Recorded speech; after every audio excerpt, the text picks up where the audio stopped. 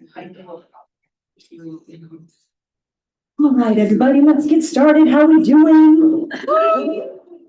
I love this energy. And where are we at? Week 7 now? 6?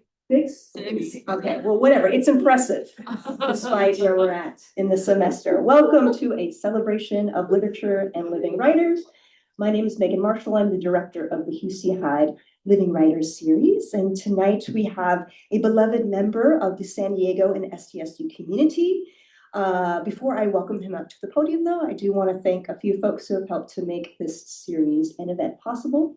That includes all of our friends at Love Library, my esteemed co-host, Markle Tumlin. Let's give a little round of applause to Markle.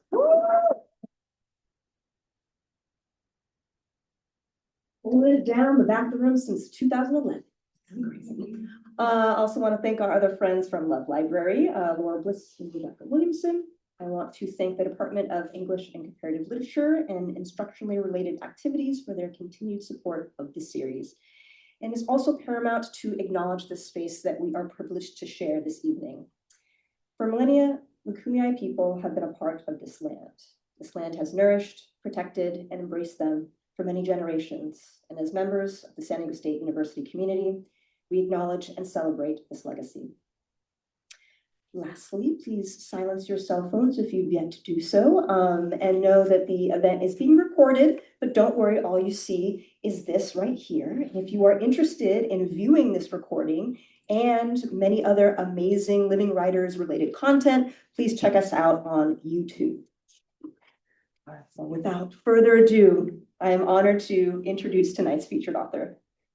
François Bereaud is a husband, dad, full-time math professor, for which we will forgive him, and a mediocre hockey player.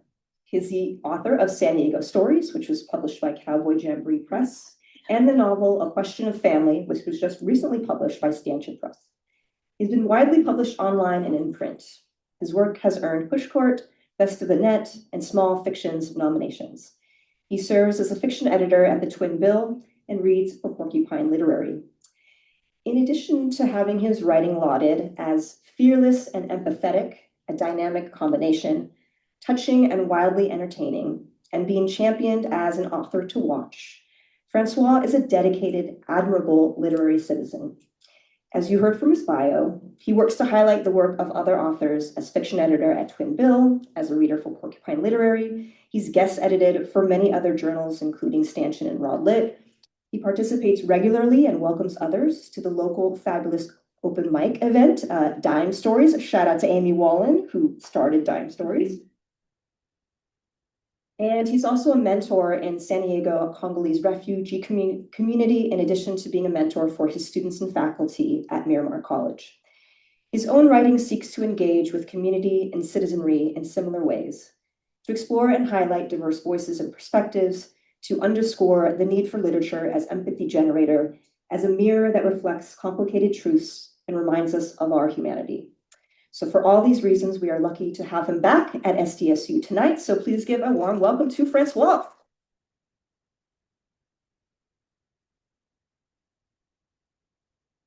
I wasn't feeling nervous, please. All that wonderful. Thank you. That was very moving. It is just a joy to be here, and still feels really unexpected. It's been some years, but I was in that seat many times. I took Living Writers twice, as I liked it so much, and so, such a great class with Megan. And I don't know, maybe dreamed I would write something, and maybe dreamed something would turn into a book or a manuscript, and maybe dreamed it would be published. And so yeah, that happened, and here I am, and I'm just really overwhelmed and delighted. What I want to do is I want to read a little bit to you. I know some of you have read this, maybe most of you, and so I don't want to read a whole lot. I like to tell a little bit of the story behind the story. We're going to do a little trivia, have a couple literary giveaways for some lucky winners. We're going to do a call and response story that's not in the book. So I want to spotlight a couple of the places I've been published. And then this novel published 3 weeks ago. Still, has that new book smell. So I'm going to read a little bit from there so you get a little bit of sense of what that's all about. And if there's time, I have a story that's kind of a homage to an MFA program. But we'll see how it goes. And then I understand I'll meet with some of you afterwards and you can grill me on all kinds of stuff. I want to start with the second story in the book, which in some ways maybe should have been the first story, but it's called The Pickup Truck in the Alley. The book has original photography, by the way, and I'm married to the photographer on this one who's sitting right here. It's actually kind of the perfect picture. Okay, so I'm going to read, and there's going to be a trivia question, although it's a San Diego trivia question. So think hard about that. At 3 a.m. on a misty March Saturday night, something outside her house exploded, sending Cassie Jasper off the couch. Between the couch and the floor and sleeping and waking, she bit her tongue and came to full consciousness with a mouthful of blood and a throbbing funny bone. She spat the blood on the floor and jumped up to look out the window before considering this might be a bad idea. Tires squealed and she saw the taillights of what looked to be a pickup truck drive away from her house. She squinted and saw that her car was no longer parallel to the curb as she had parked it.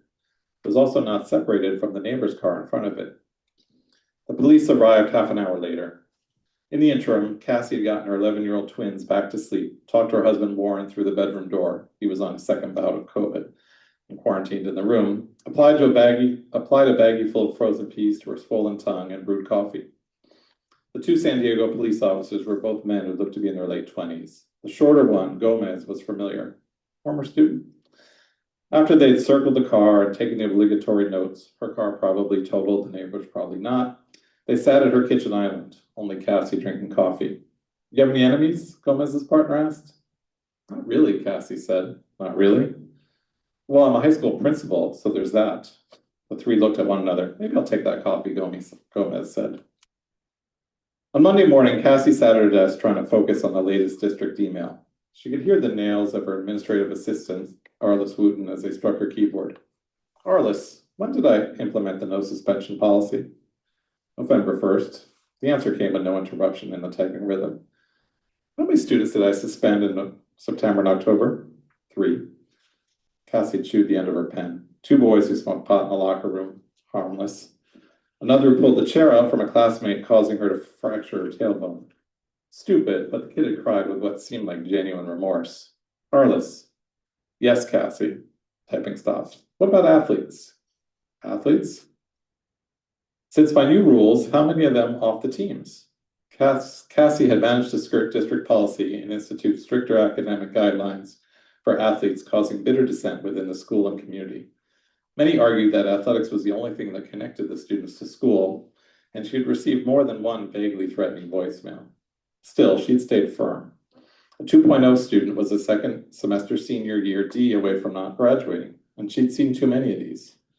But the girls' basketball team had benched 2 starters and failed to defend its league title. Calls came in steady. About 11, Arliss said. She knew it was exactly 11. Arliss had an unstoppable memory. Can you get me their addresses? Cassie left school an hour later, 24 emails left unanswered. She plugged the addresses Arliss had found into her GPS. Her school, which was actually a complex consisting of 4 small schools, served as a district magnet, and just these 11 locations covered a large swath of San Diego. She picked 2 for today, in a diverse neighborhood. Oh, I can't do this. You guys have a book in front of me. All right, I got to think. That was going to be my trivia question. In City Heights, there's the answer. Didn't think that far. Where Vietnamese dentists in Little Saigon sat just blocks away from Ethiopian restaurants in Little Mogadishu. Okay. She steered the rental car onto the freeway, accelerated clumsily, the car decidedly not hers. She took the next exit and pulled over on a side street. The blonde wig was ridiculous from a long-ago Halloween outfit. She paired it with equally dumb, oversized sunglasses she'd gotten at a white elephant. She could barely stand to look at herself in the sun-visor mirror, but it was probably enough. Glitzy theme parks and self-promoting slogans aside, the heart of San Diego beats in its alleys.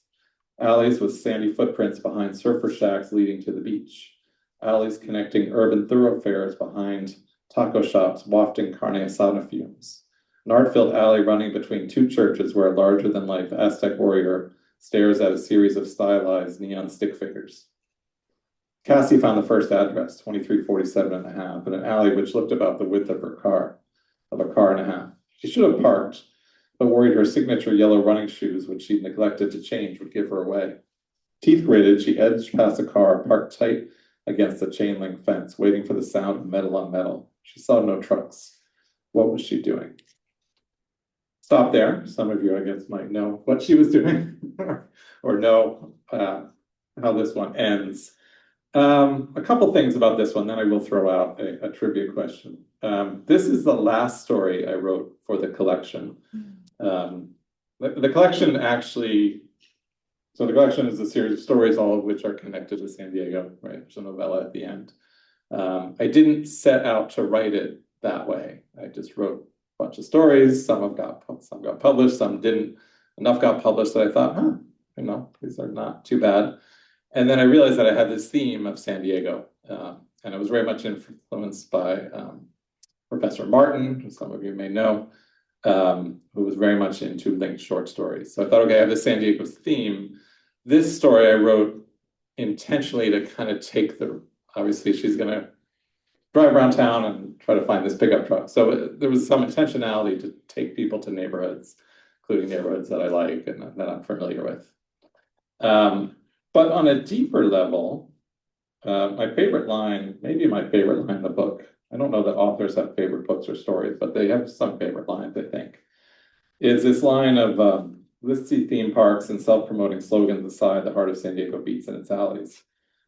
When I got to San Diego in 1999, one of the first things I did was volunteer. This was going to be the trivia question, but I'm going to change it, with an organization called Mama's Kitchen. Anyone heard of Mama's Kitchen? All right, you would have won. And Mama's Kitchen at the time delivered food to folks with AIDS. I think now they've expanded more to folks with different kinds of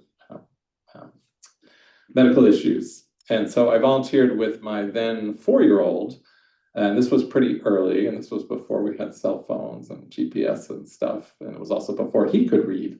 And so the first 6 months we were substitute drivers, and we would show up and they would give us this packet. It was white paper, regular paper, very methodically written out, except that my co-pilot couldn't read. And I had a stick shift car for some reason. I thought I was still on the East Coast and like stick shift. And so we spent a lot of time driving around, a lot of U-turns, and a lot of the folks lived in places that were like 2347 and a half, right? It was someone living in an apartment that was behind a house that was behind another apartment. And so I didn't really think about that, I don't think, till after the story was written, that is sort of my own San Diego roots. And I'm a teacher, and I was, for a little while, an administrator. I got out of that. So I know something about what a principal's life might be, even though I didn't take that. All right, so here's the trivia question. You ready? Mm-hmm. Can you name an Ethiopian restaurant? And we have to raise our hands. I won't make you do any math, but I'll make you act like students. Can you name an Ethiopian restaurant in San Diego? City Heights would be best. I can think of one pretty close to here. My first year, I went to a baby shower at that restaurant.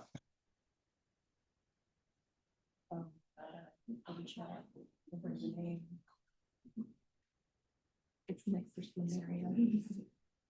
Wait, I'm thinking one on University. What does it start with? Color. Might need a hint. Color. First word is a color. Oh no. Mm. Is it in the book? Okay. Failed.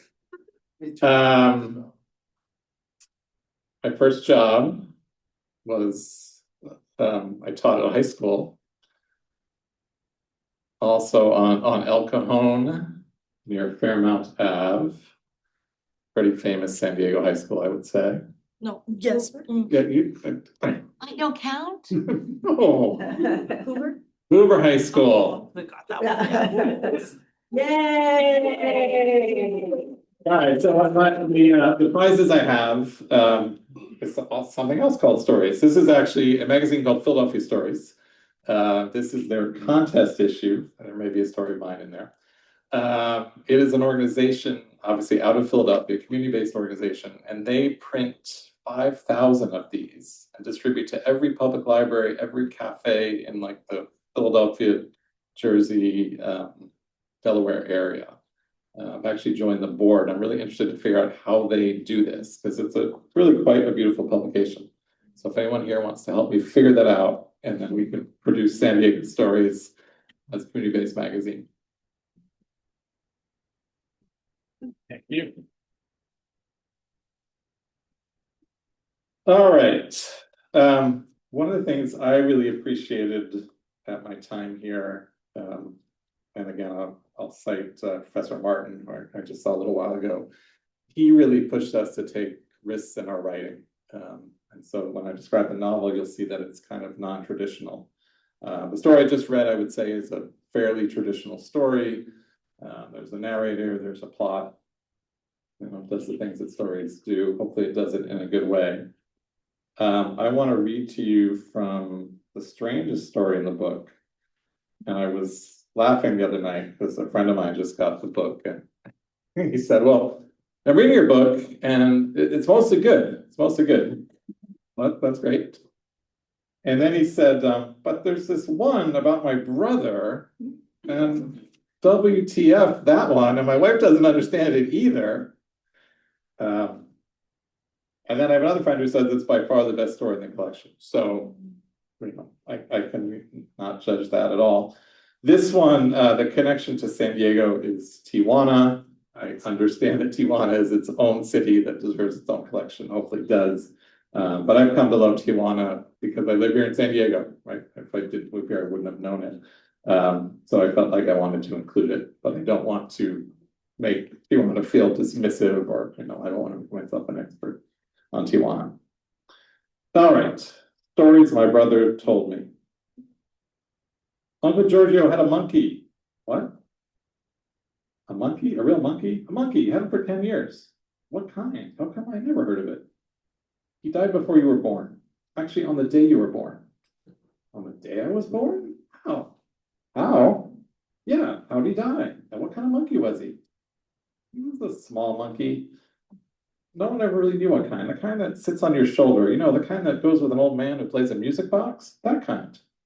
Seriously? Uncle Giorgio? Yep. So, how'd he die? Right, it's kind of a long story. My brother and I were sitting at our favorite Vietnamese place, big steaming bowls of pho in front of us. It was our half birthday, a day we always celebrate together. I was 16 and a half and he was 10 years older. Not about 10 years, but exactly 10 years to the day. In fact, to the 5 minutes. He was born November 2nd, 1978 at 3:43 p.m. And I was born November 2nd, 1988 at 3:39 p.m. This is true. Being Portland, both were rainy days, as was the day he decided to begin telling me family stories. I'm sure you've heard Mom complain about how Uncle Giorgio was MIA on the day I was born. Of course, the prodigal son born, all needed to hail, 3 kings and all. Yes, well, that was the day he got the monkey. What? Stop bullshitting. No bullshit. When I was getting born, he was getting a monkey. He even tried to bring it to the hospital a few days later. Of course, they wouldn't let him bring it in, and he had to leave it in the car. An hour later, the monkey had destroyed both seats of his Datsun 240Z. Datsun 240Z? Before your time. Nissan used to be Datsun. The 240Z was their sports car. It was a pretty hot car. It was. People called it the cheaper version of a Jaguar. Uncle Giorgio drove a sports car? And how do you know about Datsuns? You were just getting born then. Ooh, well, of course. How does anyone know anything? And Uncle Giorgio was way different back then. Different? He lived in LA and he was a porn star. What? I know, you're young and kind of innocent, but porn, sex movies. Then it was VHS. Today it's all internet. I know what porn is. But come on, Uncle Giorgio? Our Uncle Giorgio is my mother's older brother. He's probably the sweetest man I know. About 5.5 feet tall, pot belly, and covered with hair. He sells plumbing supplies wholesale and drives a hybrid Ford Focus. He never married or had kids. I always assumed because of the rug on his back. And never came over to our house without a surprise from my brother and me. This is true. I know what you're thinking, but he was slimmer back then, and it turns out there's niche porn for hairy people. I have never Googled this. I don't intend to. Hairy guys doing it with hairy women. Gross. I know, but I think it's coming back. You could even find a few of his clips on the internet now. Classic porn, as it were. I don't suggest you look. Really gross. How much time do you spend on porn anyway? Not into porn. This is family research. Come on. This really sounds like bullshit. Why are you doing this? It's not. I'd send you the URLs, but I don't think you'd want to see it. You'd never be able to look at Uncle Giorgio the same way again. But I think it's time for you to know. How did he get the monkey? There's different versions of the story. Mom says he found it in an alley somewhere and rescued it. Dad believes he won it playing poker. Wait a minute. Mom and Dad talked to you about this? Sure, why not? They never say anything to me. That's because you're their child. You belong to a different generation. Every generation has its secrets, you know? What? But you're their kid too. Why are they telling you? Yeah, but they had me so young. I'm only half a generation away, so they tell me stuff. That kind of sucks. It wasn't always easy being born to 17-year-olds. Anyway, I know the real truth about the monkey. Uncle Giorgio told you? He talks to you too? No, I overheard him one day. I didn't understand it at the time, but he got a monkey from a Tijuana lady of the night. What? You know, a hooker, a prostitute. I know, but that's crazy. Uncle Giorgio went to see a Mexican whore, and why would a porn star need to go to a prostitute, and why would she give him a monkey? Great questions. I don't really know. I haven't worked up the nerve to ask him. He doesn't know I know about the porn star bit. We'll stop there. Different talking to people who read the story. Yeah, that one, what can I say about that one? There's a lot of things that happen in the story, right, that seem to be sort of unrelated, and there's family mythology. I like fun. I don't know about plumbing. I don't know about hairy porn. There's a little math in there, and the numbers, you know, and the dates. I had a friend in college I think she was born on her brother's birthday. She wanted to be a doctor, and she was convinced her parents could only conceive on one day of the year. And that got stored in my brain, so that kind of came out in those characters. And I think I wrote this one after I had finished my manuscript, and I just wanted to write something kind of crazy and wacky.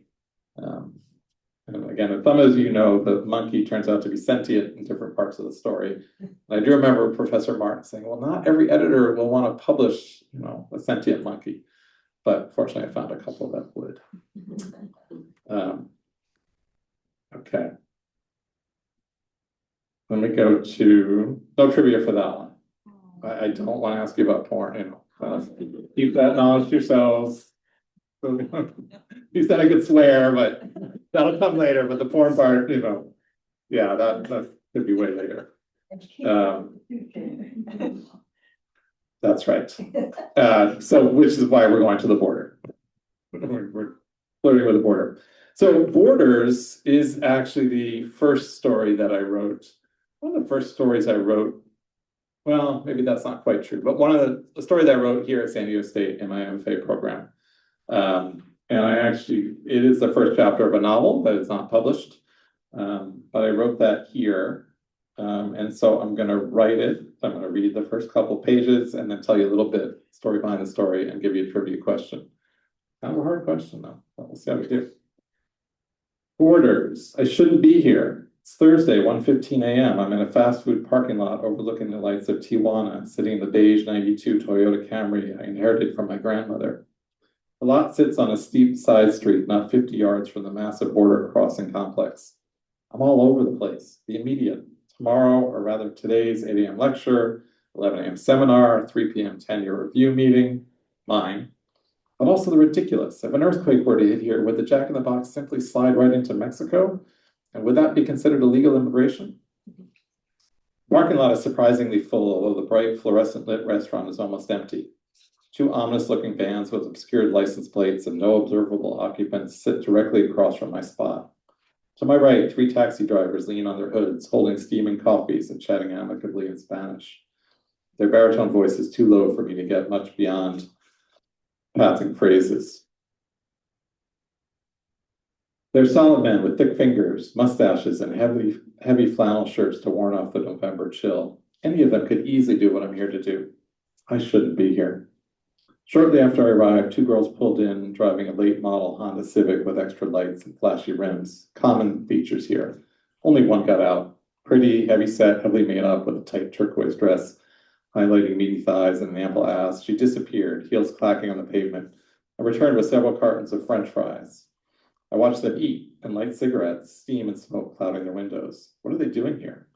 I decided it can't be good, but am aware that the lateness of the hour may be clouding my judgment here at the busiest border crossing in the world. I don't know if that's true, but I heard it's true. Close enough to true. I've been here during the day, and I would know that when the dawn breaks, the area will be overrun with foot traffic. Nannies, college students, day laborers, drug runners, maids, business people, nurses, construction workers, teachers, landscapers, cooks, prostitutes, parking garage attendants, dental hygienists, professors, musicians, lawyers, street cleaners, professional recyclers, and people in wheelchairs will walk or roll their way through the cement complex, enduring the stares of the U.S. Customs officers to make their way north to prosperity, or at least its illusion. But at this weeknight hour, crossings are few in either direction. I watch a young man underdressed in a t-shirt and baggy basketball shorts descend the ramp and officially plant his feet on American paved soil. He looks toward the trolley platform, but it's too late. Tonight's last train left 15 minutes ago, and now it will be a 4-hour wait for the next. As he stands there, 3 American males his age, loud, likely drunk, 2 with Letterman jackets, and all 3 with the cocky strut of an ex-high school star, cross his path and ascend the ramp. To Zona Norte, Tijuana's celebrated red light district, I would guess. A pair of customs agents emerges from the bowels of the building. They walk briskly past the ramp, off duty, undoubtedly headed to one of the large surrounding day lots, and eventually to the safety of their American homes. So that one, the beginning is semi-autobiographical. I have a good friend who does a lot of work in Mexico and was coming home one night pretty late, and he's one of my, I don't know if you have any airport friends, if you got an airport trip, your friend takes you or you take them, and so we're kind of airport friends. He'd taken me and my family to the airport a couple times, and I picked him up. Well, this was like a Tuesday night at 11 o'clock, when of course I'm sure I had class at 8 or 9 the next morning. Somebody at Lucas said, what are you doing? It's probably a work trip. You could just take an Uber or whatever. But I said I would pick him up. So I don't think it was 1:15 a.m., but it was pretty late. And he was late, his flight was late or whatever. This was before the border crossing, of course. And so I just sat there watching from the parking lot of the Jack in the Box. And that was kind of what I saw. Now, the rest of the story is very fictional. In real life, I picked him up, brought him home, came home, went to bed, woke up a little tired. There was no 5 a.m. shenanigans. This happens in the story if you've read it. So here's my trivia question. We know that the trolley is what color? Right, that's not the question. That's too easy. There are 3 main trolley lines. Apparently there's some new ones, but they don't count. There's 3 main trolley lines. I want the colors of those lines. Ooh. Oh, dang, I wasn't counting on. All right, Red Hot Chili Peppers. You gotta go for 3 for 3 because you got competition. Orange, green, blue. Nailed it. Oh, yeah, I get a nice. Yeah, you can share with friends. All right, who wants a pick? All right. So I'm going to transition. I'm going to get everyone involved. And I'm going to read a story that's published online, published in a literary journal called Maudlin House, which I don't know how it sounds.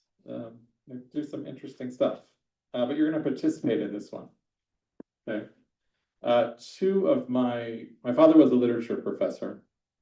And so he obviously had a big influence on me. And he didn't live to see either of his books published, but he did live to see, this is my novel, to read this one before it was published.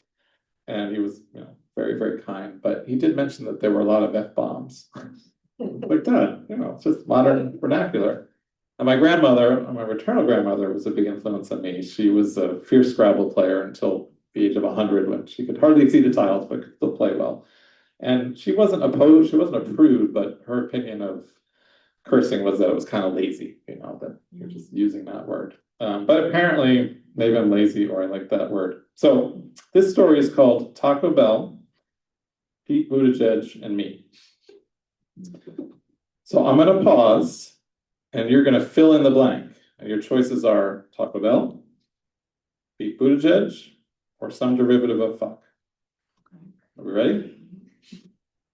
Can we do this? Yeah. Okay, so we're going to practice. Here's a practice sentence. A couple days ago, I got hungry, so I decided to go to Taco Bell. for lunch. I invited my friend. Pete Buttigieg. After I ordered, I asked him if I could borrow $10, and he said, No. all right, that was good, but you got to be a lot louder. Can we be a little louder? All right, louder. Taco Bell, Pete Buttigieg. Sounds very, Okay. Well, get some energy. Here we go. Taco Bell, Pete Buttigieg, and me. I'm pretty sure Pete Buttigieg. didn't propose to his husband in a, Taco Bell. but under the fluorescent lighting and with the grease of our fiery Doritos Locos tacos starting to congeal even before we finish them, it feels right. And even though I love him, fuck. Yeah. Pete Buttigieg. And his radiant charm, perfect family, millions of presidential votes and cabinet position. He's written a little bit ago. This is our moment. I slide my hand down and finger the plastic ring floating in the pocket of my cargo pants. Robbie shoves an absurd amount of taco in his mouth, and a mote of beef dribbles out as he struggles to swallow, his lips glistening with hot sauce. I lean forward. Kiss me, I say. He's confused. We don't do this in public. But distracted by his chewing, he complies. His eyes close, and I pull out the ring. Its cheap tawdriness, part of the allure. I push hard against his chapped lips. As we part, I palm the ring and rehearse my line. I'm going to crush this proposal. You two are an abomination in the face of God. The voice is calm, flat. The man has a shaved head, indeterminate beige skin tone, and muscles which bulge from beneath a blue tank top. Completely inappropriate attire for the cool February Los Angeles weather. He stands between our table and the next. Robbie looks up, and I return the ring to my pocket. What was that? Robbie says. We all pause. What was said was clear. Then I notice the tattoo on the man's inner arm. I kill terrorists. How does God feel about that? I say, pointing. What do you know about God, sinner? The man's voice remains steady, but I have to glance away. The greasy sheen of his bald head off the artificial lights assaults me. I don't think God condones killing, I say, looking back at him. Thankfully, he's no closer. He opens his mouth to respond, and I add, we're in California, not Texas or Florida. Fuck yeah. Fuck, that's got to do with anything. He asks. Robbie kicks me under the table. I'd almost forgotten about him. He's done chewing and holds his taco midair, the unnatural orange-colored sauce oozing towards escape. I don't know what has to do anything. My Twitter feed is full of political news, but I'm exhausted and can't keep up. Well, the man says, running his left hand over his right bicep, his voice impatient. Seems important for me to nail this one. Then I remember, we're allowed to say gay here, I say. You can say whatever the Fuck. Yeah, good, you want. Doesn't change the burning in hell part. I hear a sploosh. Robbie's dropped his taco on the checkered paper wrapper. An orange stain appears on his shirt. He says, I'm going to the bathroom, he says. He stands. I'm going to the bathroom, he says. He was brought up Pentecostal. Internal damnation always gets to him. Ha, the man says. Looks like your boyfriend may be having second thoughts. I clench my fist and imagine strangling him. Instead, I say, like killing is any better? It was my job. You wouldn't understand. Sempre fi. And he walks away. Fuck. Pete Pete Buttigieg. Pete Buttigieg understands. I want to yell after him. I look down at my plate, the taco and a half left or cold. I pull the ring from my pocket. Last night I took a walk, told Robbie I needed fresh air. What I needed was to decide if this proposal was a desperate relationship-saving Hail Mary.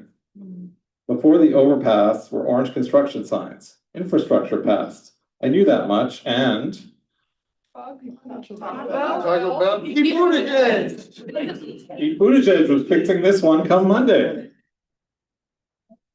Above the riverbed, I could hear birds. Birds? Must have been as confused as I was. The river was 25 miles of concrete flowing directly to the Pacific.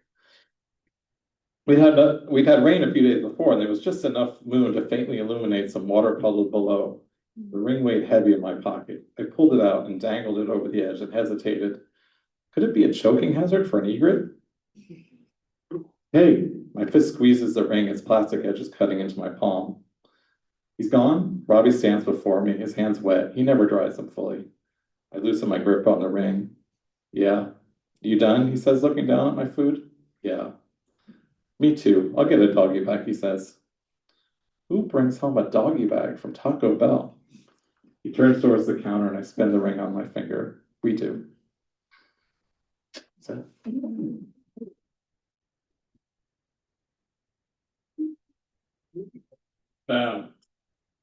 Yeah, that's a fun journal.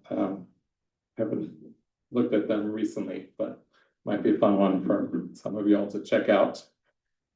Let me tell you a little bit about the novel. This came out February 3rd. Just had a wonderful launch on my neighborhood. Now we'll do another trivia question. So this was fully written here at San Diego State. It's called A Question of Family. It started as a short story, 4 characters, 2 teenagers and their parents at the moment, or shortly after the mom has decided to leave the dad and sort of throw the family into a state of dissolution, as it were. And so the first, I won't read you the first chapter, but the first chapter was an independent story in which the members of the family sort of talk at each other. And so like, oh God, she's in the bathroom, she takes forever, I gotta go. And just, some silly stuff, some serious issues, why did my mom leave? And I thought that would be it. That was kind of a quirky story. I thought maybe it was fun. And my classmates really encouraged me to write more. And so I kept writing, and the result is, a novel with these characters. So I'm going to read you the beginning of chapter 3 and tell you a little bit where that came from. Chapter 3, you don't really need to know anything. It concerns the father in the family, and it concerns an episode that he had, a brain episode that he had. And it's only alluded to in the first chapter. And the chapters have names. So this is chapter 3. It's called Shuffle. You're on a crowded street in Lagos, Nigeria, waiting for a bus that is hours late. The humidity is thick, the air rank, sweat oozes from your every pore. Horns blare and 20-year-old Peugeots belch smoke as they jockey for position in the snarled traffic. Your muscles ache and your eyes burn. You need sleep. The crowd is getting agitated, aggressive even, and you feel out of place. Who are you kidding? You're out of place. You're 5,000 miles from home. You wonder why you left your wife and kids to come here. Teetering, almost unable to stand, but with no room to fall, you are called by the taciturn man sent to escort you. You enter the one-room terminal and are shown to a small bed in the back. There's a cot. You're told to lie down. The bus will be hours yet. The mattress is stained and frayed, but you relish the opportunity for rest. Once relaxed, you feel pressure in your bladder. You spot a small door and hope it's not a closet. It's possibly the filthiest toilet you've ever seen, and there's something swimming in the toilet bowl. You release your urine, which only serves to aggravate the creature. You attempt to flush. It's broken. Your intestines rumble, and you pray that you won't just sit down, not on that toilet. You lie on the cot, staring at the broken ceiling fan, trying not to breathe since it generates heat. What if the bus never comes? Then you're 12 years old and on deck in a Little League game. It's late in the game, and your team is losing by 1 run. There's 2 guys on base and 1 out. You could be the hero, or maybe not. You look at your cleats, still clean, and hope that the kid at bat, Leonard Schultz, a kid you never liked, a kid who called you a pussy just last week, gets a hit so that the pressure won't be off. So the pressure will be off. He doesn't. Strikes out on a called third strike. He glares at the ump and then at you. Come on, jerk off, do something for once. You trudge to the plate, shuffling your feet and watching the dust rise from the dry July earth. As you take your stance, you feel an itch in your groin. It's unbearable. You look at the umps and step out of the box. Major leaguers grab their crotch all the time. Why can't you?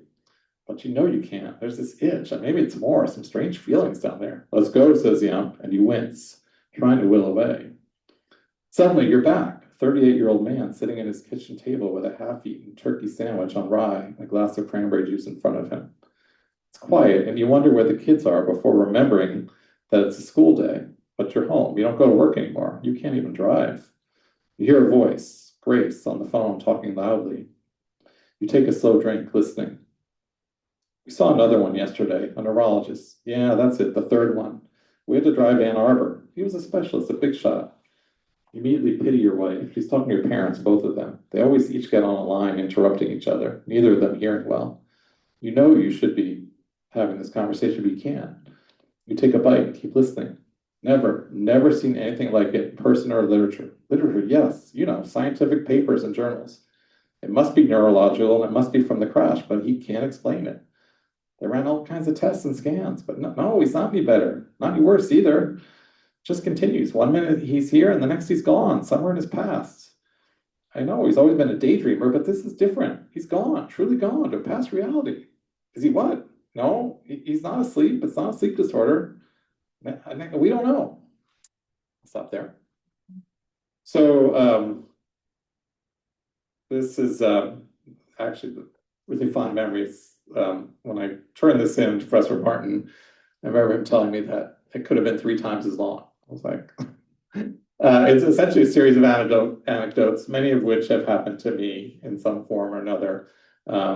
He's got this brain injury that his brain sort of goes on shuffle, kind of like a radio, you know, hit that feature on your car radio. And well, you have to get the novel to see if he gets out of it. I'll just leave it at that. So my trivia question, speaking of radio, as we know, public radio is under threat and we should support it. And so I would like to know the local NPR station, where it is on the dial and what the letters are. NPR, I can't answer. Wait, did you already win? Yeah. All right, you can't win twice. There's a lot of rules in this, as it turns out. Public radio station. Oh, this could be one for. Oh, this could be one for Amy. No, I think you could win this one. Oh, 89.5 KPBS. excellent. 89.5 KPBS. Support public radio. Yeah. All right, I'm going to read 2 more short selections, one from the novel and then a final one from something else published online.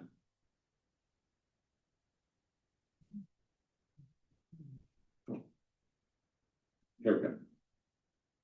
See how much yeah, I'll read a few pages. Here we go. So this chapter, chapter 5, is called The Priest and the Indian Boy. Neither of these are the main characters in the novel, but they're both, we learn through the novel how they're connected. And this particular chapter is set in 1966 in South Dakota, and an Indian boy who is 10 years old has come to live with a British priest. And it's, spoiler, it is not that kind of a story. Yeah, it's not that. Lots of things happen, that doesn't happen. You have to read the story to figure out why. But at this point in the story, they are walking back from town. The church is a couple miles from town, and the church has not seen fit to give the priest a car. The 1st of July brought with it the season's first heat wave. Father Thomas and Benny, priest and the boy, were sweating profusely as they walked along the dusty road on their way back from town. Both were acutely aware of how treeless this stretch of road was. They each carried a sack of groceries, but no parcel post. The priest was waiting for something at the post office. Neither spoke. They heard the car before they could see it. 8 cylinders, 350 horsepower, and almost 2 tons of Detroit welded metal produced a tremendous roar on the loosely graveled road. They squinted into the sun, at first seeing only dust. Out of the haze emerged a cherry red machine, shining chrome fenders, tires ripping into the road like a pack of hyenas into a fresh kill. They stood transfixed as the beast approached, a vortex of dust, dirt, and gravel in its wake. Gazes were averted but not covered, eyes stung, and throats burned as the car passed at a speed Father Thomas must be approaching 3 digits. The priest took his vows of poverty seriously, but had long held a weakness for the American roadster. This one was a beauty, 63 2-door Chevy Impala with wings out the end and the power to fly. That's some car, the priest remarked, giving the boy a smile. Benny nodded. wiping grit off his lips and front teeth. Father Thomas's smile disappeared with the sound of squealing brakes a quarter mile down the road. He turned, feeling the scorching heat on his neck. Again, the car was invisible, but the dust hung in the hot air. Then the roar returned. Come on, Benny, over here. Father Thomas motioned to this shallow, dry ditch off the road's shoulder. In no time, the machine was upon them, this time at single-digit speed, yet the engine revved impatiently like a zoo lion pacing his cage. A window lowered. The car slowed even more, keeping pace with the walkers. Father, out for a walk, are you? Who's that with you, the mute engine kid? The passenger spoke. Father Thomas forced himself not to look. Keep walking, Benny. Look straight ahead. Father, you too good to talk to us? You can talk to that dumb Indian, but you can't talk to some real Americans? Some kind of British pansy, huh? Still upset about the war, I bet. Comment brought an audible guffaw from the driver's seat. It's broiling out here. Why don't we give you a ride? No, thanks. We're happy walking, Father Thomas. Father Thomas spoke the words, turning his head. Too good to ride with us. Is that it? How about you, Injun? We'll give you a ride. How about we go see that pretty mother of yours? Benny stopped.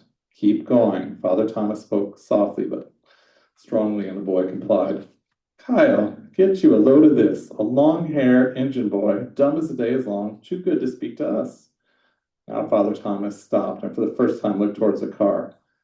I'm a man of God, and I'm sure you boys were raised in the church also. Right now our Lord is frowning on your behavior. Go home.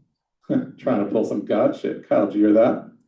Passenger was out before the car came to a complete stop with Kyle right behind him. White t-shirts with cigarettes rolled into the sleeves, jeans, slick back hair, and work boots were the uniform for both of them.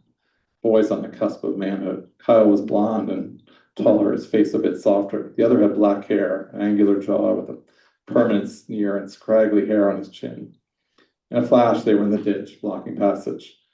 What's in the bag, fellas? The black-haired boy asked, his sneer turning into a grin. Please let us pass. Father Thomas felt his fists clenching and a tension building his neck. I don't think so, responded the blonde-haired boy. Let's check them bags. He ripped the bag from Benny's hand. Groceries sprayed everywhere, and as Benny went to pick them up, the other boy gave him a hard shove into the dirt. The lake of fire burns for the wicked. The lake of fire burns for the wicked. Father Thomas shouted. Benny started to pick himself up. Get back on the ground where you belong, the black-haired boy yelled. And you, the lake of fire burns for the wicked. The lake of fire burns for the wicked. Father Thomas continued, stop that bull, Jerry. What are we doing here? This guy's getting freaky. Don't go soft on me, Kyle. The lake of fire burns for the wicked. The lake of fire burns for the wicked. The lake of fire burns for the wicked.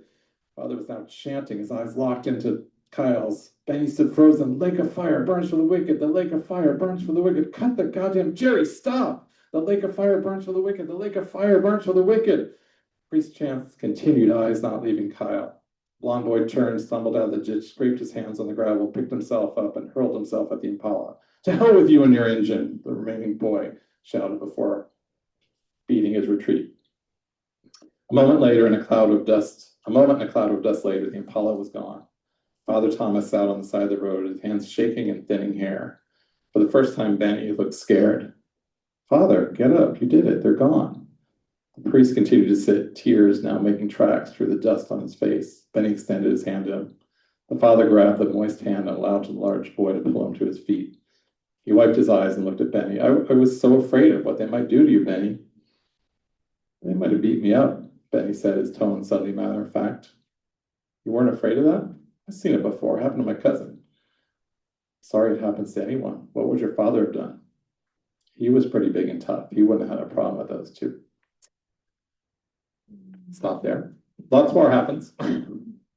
A couple things on that one. I mean, this one is very, very much fictional. I had another line that Lake of Fire burns for the wicked. I don't remember what line I had. And there was someone else in my MFA program, Troy. I don't know if you ever taught him. He was about my age, so we were older. And he had gone to seminary. And when he read the story, he said, that's the wrong line. I was like, okay, I'm not. And so he gave me that line.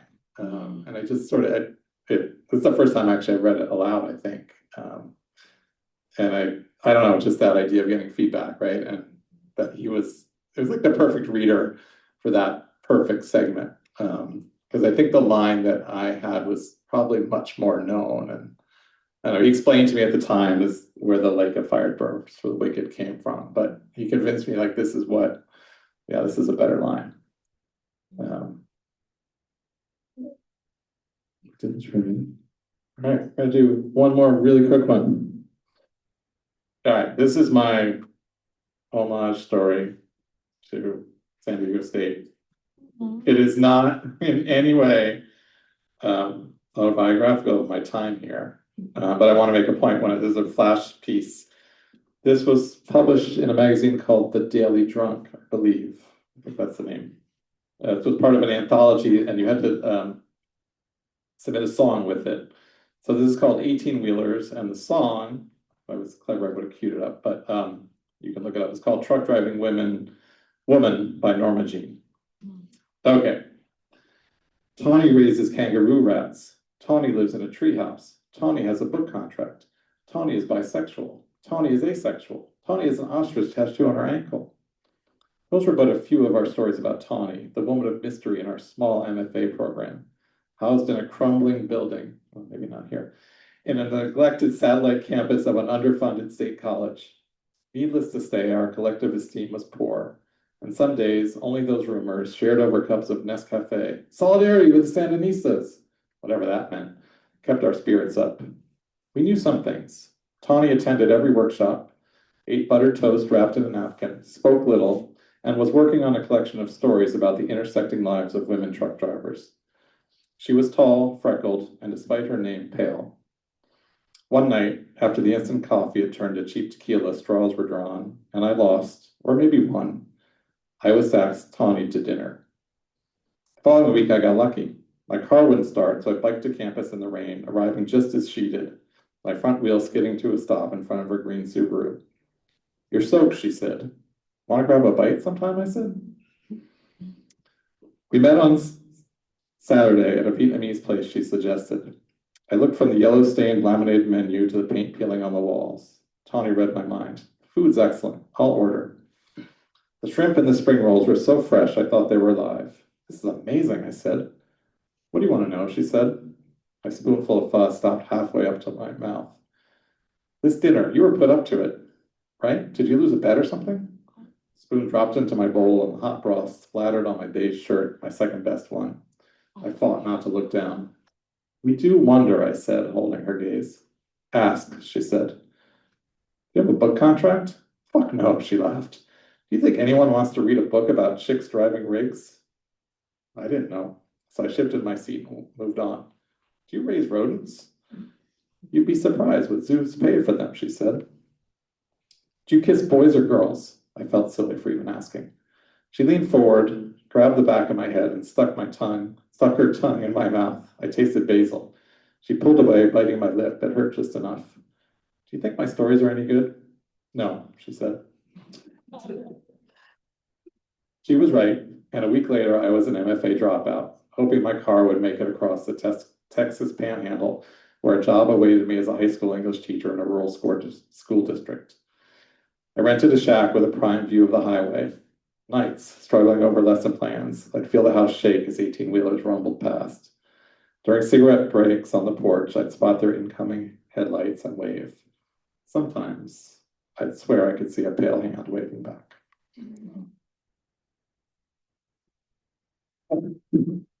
Not emblematic of my MFA experience here. But one thing I want to share about that one, the last line was not mine. I submitted the story, it was accepted, and the editor, who actually I met in New Orleans, a wonderful writer named Kristen Renaud, who lives in New Orleans, suggested this new last line. And when I first got it, I was pissed. I was like, how could you change the last line of the story? And I let it sit for a while, and I read it, 5, 10 times, whatever. And I realized it was so much better. I don't remember what my last, but that image of that pale hand. And so I guess I say that, sometimes we have friends, whether it's our classmate or our editors, and it was a real gift. And so I think about that. And then I got to meet her in the context of running around with San Diego Stories. So those are 7:59, Megan. I think we're good. Timing. Perfect timing. Thank you all.